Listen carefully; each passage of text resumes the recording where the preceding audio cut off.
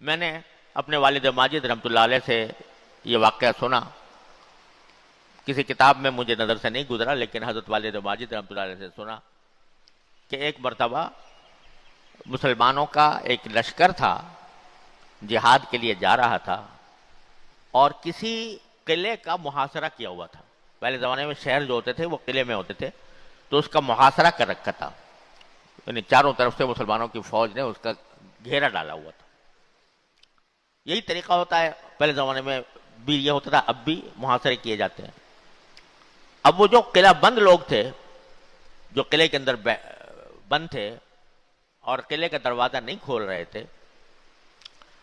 تو ان کو خوراک وغیرہ کا معاملہ کم پڑ گیا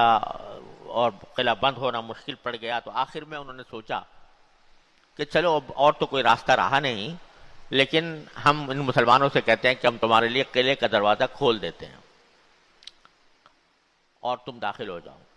قلعے کے اندر، یعنی گویا قلعہ تمہارے حوالے کرتے ہیں۔ لیکن ساتھ ہی یہ تدبیر کی کہ جس راستے سے صحابہ کرام کا لشکر گزرنا تھا اس کے دونوں طرف دکانیں تھیں،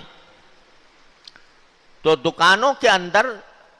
بہت ہی آراستہ پیراستہ کر کے عورتوں کو بٹھا دیا اور ان کو یہ تاکید کر دی کہ جب لشکر داخل ہوگا شہر کے اندر تو کوئی اگر تمہارے سے چھیڑ چھاڑ کرے تو تم مزاحمت نہیں کرنا۔ مقصد ان کا یہ تھا کہ جب فاتح قوم داخل ہوتی ہے کسی شہر کے اندر تو وہ بالکل خوشی کے شادیانے بجاتے ہوئے داخل ہوتی ہے، اپنی فتح کے اوپر مغرور ہوتے ہوئے داخل ہوتی ہے۔ اور پہلے زمانے میں بھی اب بھی جو فاتح قوم ہوتی ہے وہ خاص طور سے وہاں کی عورتوں کے ساتھ بدسلوکی بھی کرتی ہے، تو اب یہ قوم بھی داخل ہوگی تو ان کو دونوں طرف جو ہیں وہ عورتیں بیٹھی ہوئی نظر آئیں گی،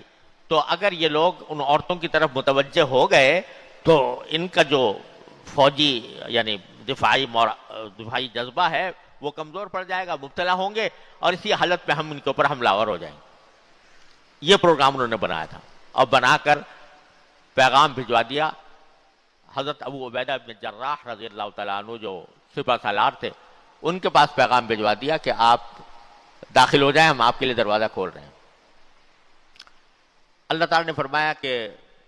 اتقوا فراست المومن، حضور اقدس صلی اللہ علیہ وسلم سے یہ منقول ہے کہ مومن کی فراست سے بچو، فإنہ ینظر بنور اللہ، وہ اللہ کے نور سے دیکھتا ہے۔ تو حضرت ابو عبیدہ کو یہ ساری سازش کا پتہ تو نہیں تھا کہ یہ اندر یہ سازش ہو رہی ہے، لیکن کچھ کھٹکا ہو گیا کہ اچانک انہوں نے دروازہ کھولنے کا جو ارادہ ظاہر کیا ہے، تو کوئی بات ایسی ضرور ہے جو جس کی وجہ سے یہ ہمیں فتنے میں ڈالنا چاہتے ہیں۔ تو بس چلتے ہوئے انہوں نے صحابہ کرام کے سامنے یہ آیت تلاوت کر دی، بھئی اس کا خیال رکھنا، قل للمؤمنین یغضوا من ابصارہم ویحفظوا فروجہم،